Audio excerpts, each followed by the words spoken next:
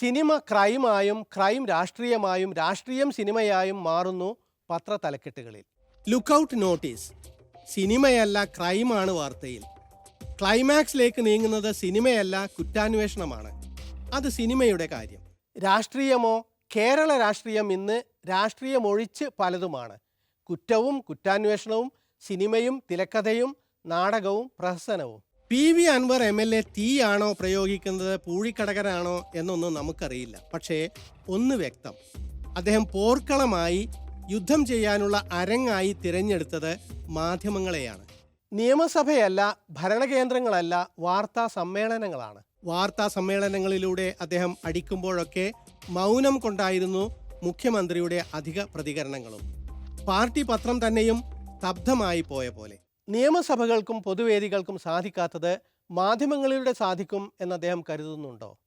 ഏതായാലും PV അൻവർ പോരിനിറങ്ങിയതോടെ മാധ്യമങ്ങൾ പൊതുരംഗത്തെ ശക്തമായ സാന്നിധ്യമായി കഴിഞ്ഞു.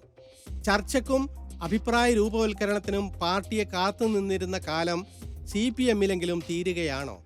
അൻവറിന്റെ സെപ്റ്റംബർ 26 വാർത്താ സമ്മേളനത്തിന് CPI പത്രമായ ജനയുഗം പ്രാധാന്യം കൽപ്പിച്ചില്ല.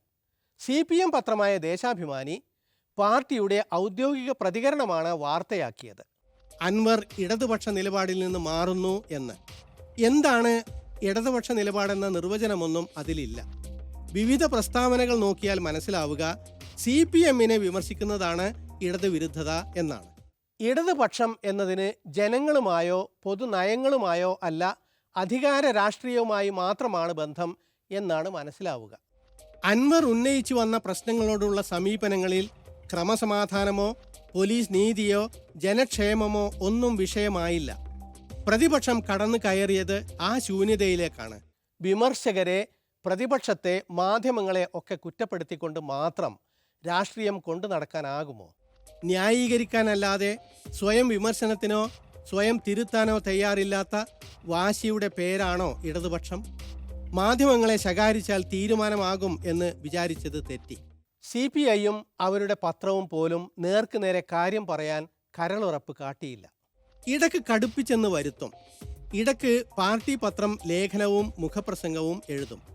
പൂരം കലക്കിയ ADGPയെ ശകാരിക്കും. ശക്തമായ നിലപാട് ലേഖനത്തിൽ ഒളിപ്പിച്ച് പറയും. ശരിയായ അന്വേഷണം വേണമെന്ന് വാദിക്കും.